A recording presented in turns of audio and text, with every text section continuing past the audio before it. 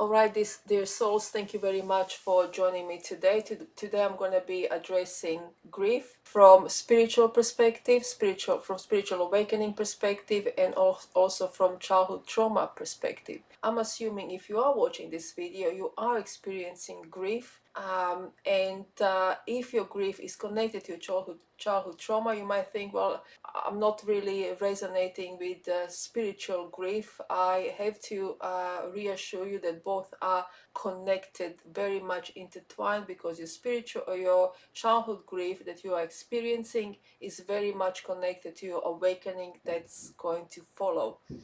And so, yeah, as I've said, I'm going to mention three main reasons for grief that we are experiencing during spiritual awakening and how to transmute it. And then I'm going to switch to three main reasons for grief that we are experiencing due to childhood trauma that we have endured early in our childhood, or a little bit maybe later on. So, three main reasons for grief during spiritual awakening. First one is loss of identity. Some people refer to loss of identity as ego death. It's a process where your reality and all your identities are being dismantled. It's the process of awakening that every single person is experiencing. It's nothing unusual. You're going through spiritual awakening, and one of the first thing you're going to experience is loss of your identity. Not only one identity, but many identities that you have created for yourself. And that's what's commonly referred to as ego death. Your ego obviously never dies. You need ego to navigate this 3D reality, and while you are in this physical body, you are going to have ego. But what happened during childhood trauma is that we develop ego that's not healthy, ego that's not really on our side, that's telling us that we are not good enough, we can't do certain things, we are not lovable, etc., etc., etc. Now those illusions are just illusions, they're not true, and for that reason loss of identities has to happen, so you can be free from fear and free from pain and suffering that comes with that fear and those attachments. So as we are awakening, old versions of ourselves dissolves, creating a sense of deep loss.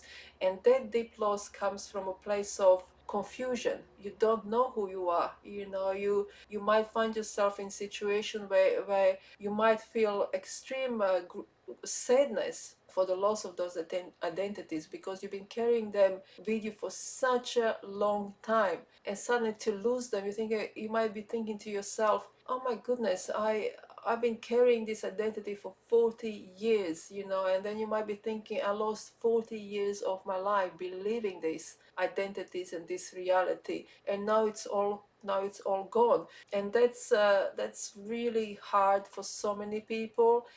Nothing unusual, everybody goes through it. So I just want to reassure you and let you know that it's gonna pass, and that this new beautiful identity or identities are gonna be developed from the healing and awakening journey that you are doing at the moment. So how to transmute it? Allow yourself to be with it. Allow that grief to happen. And you can do this by journal. I always recommend journaling, and to feel really, really deeply, to allow yourself to release those energies that are sitting in your body. A trauma sits in a body, and grief sits in a body, pain sits in a body. So by feeling it deeply, fully, and completely, you are releasing those energetic imprints, those illusions, and everything else that comes with it. And to also to honor your past, to kind of see that that past was necessary, that your soul have chosen those experiences. Your soul has chosen for you to hold certain identity for a certain amount of time, and then to awaken. And there is a real reason for it. And to see if you can maybe be grateful for your experiences. That's really important, to accept them and release them. You don't need to necessarily dwell in past, but just to reassure you, it's absolutely normal to feel extreme grief once those identities are gone or transmuted.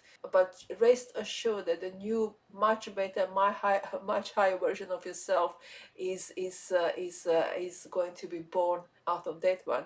Now the next grief, which is really, really big one, is what can happen during spiritual awakening, and it happens very often to so many people, is a separation from loved ones. Because once you start awakening, once you start losing your identities, you are not anymore so-called same person. You look the same, but you are completely different. You are losing those identities. Those identities that love people in your life who love you are how can I word this? They know you for. They know you are looking at those identities and realities that you have created for yourself. So now when you start transforming and losing those identities, your loved ones might be really confused. You are confused, and now they are confused as well. Like, who is this person? And you are probably wondering, who am I?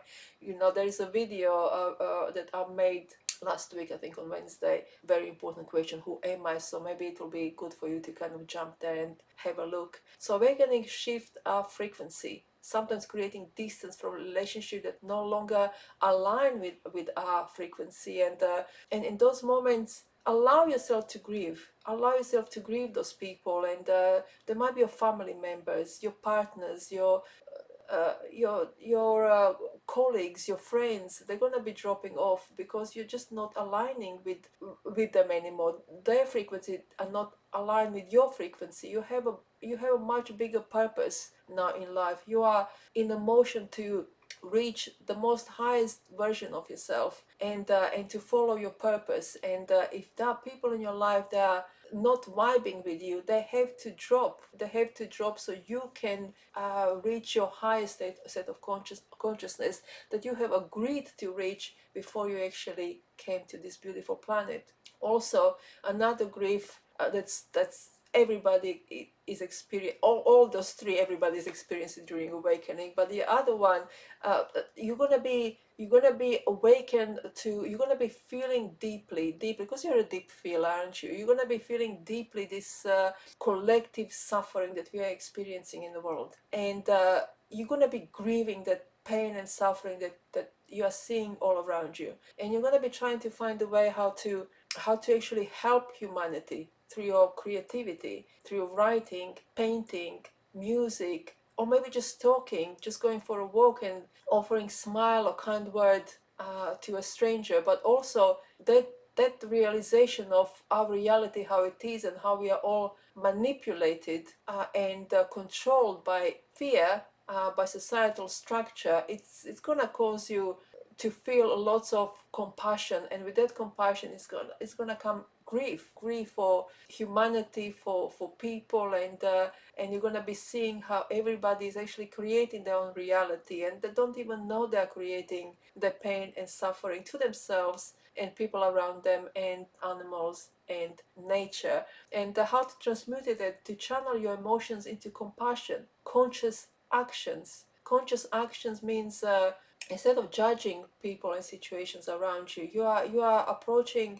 situation and yourself with understanding that people are on different evolutionary path. They have different consciousness, and that everybody are doing the best they possibly can. If they are not conscious, they're not conscious. If they are consumed by fear, it's because they just don't know any better. You're gonna be feeling this need to make conscious action, to share kindness, to share smile or word, or to write a book that will inspire people to awaken, to talk, to teach. And you're going to be helped during this journey, which is really beautiful for me to tell you. And you're also going to be pulled. I'm talking now about how to transmute this grief.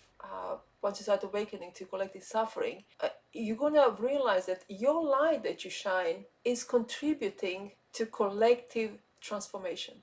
So when this message first came to me, I was confused, because during my awakening process, I was experiencing total loss. My identities were dropping, and there's lots of confusion, lots of fear around that one, because you don't know who you are. My ego keep telling you, I don't know who I am, I don't know who I am, till I realized that was ego panicking, I don't know who I am anymore. and that's absolutely normal. And during that time I asked, and there was one specific moment I remember. I was sitting in my meditation with the candle on and asked, what do I need to do? I'm lost, I'm confused. And the message came to me, not to do, to be. And I said, be what? And the voice said, that's what you are looking at. And I was looking at the candlelight. So be the light. Be the light, because your light is incredibly powerful. Your light that you're emanating from the inside out can transmute and heal the world. And that wisdom that I have just mentioned is in my book that I was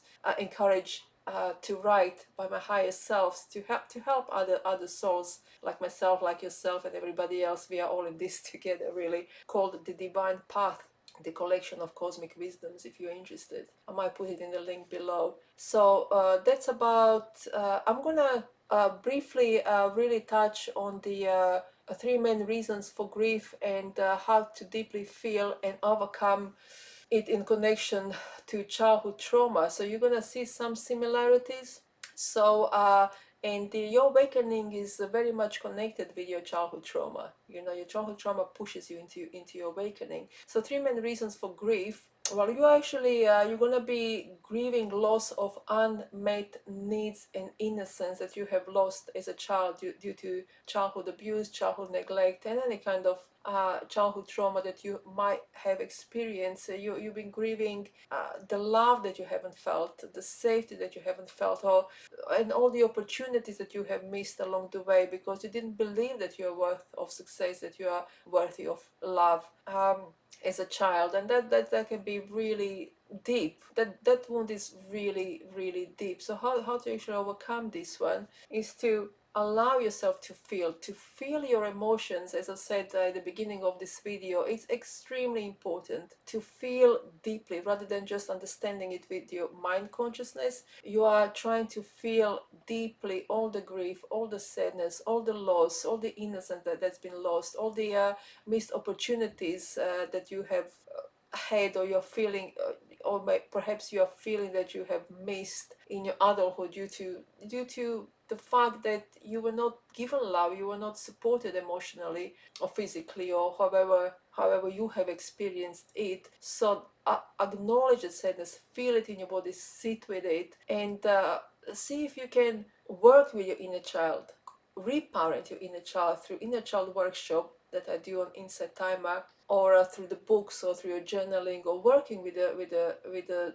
transformational leader, like whoever you are connecting with, whoever is safe for you, and reparenting yourself with love and compassion, and accepting that grief when it comes, and to recognize that grief is really, really important catalyst, I would say, to your transformation and to your freedom. So to feel it is extremely important. Another grief that you'll be experiencing as well is abandonment, such a big one, and rejection wounds, deep grief of feeling unseen, unheard, or unworthy. I mean, can you imagine to experience that as a child day in and day out? That's gonna cause some really serious, challenging emotions for you, and situations and experiences in your life, just because of this, because it's so deeply, deeply rooted within us. So feeling unseen, unheard, and unworthy, it's a really big one. And then of course we learn in those moments,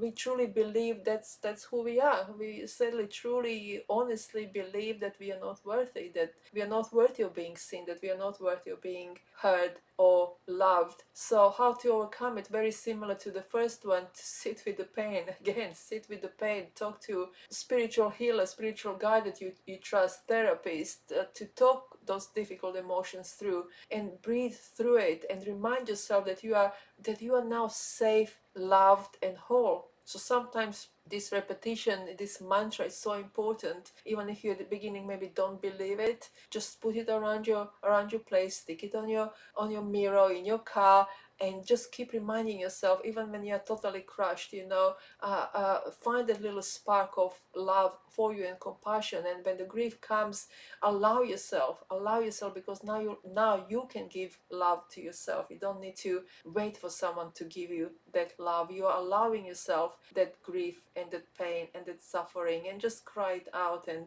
do whatever you need to do to let that emotion out without any blame. So you're not blaming anyone for anything, because we are all victims of the victims of the victims in the end of the day. So another big loss is loss of trust and safety. Childhood trauma often creates a deep-rooted fear of the world.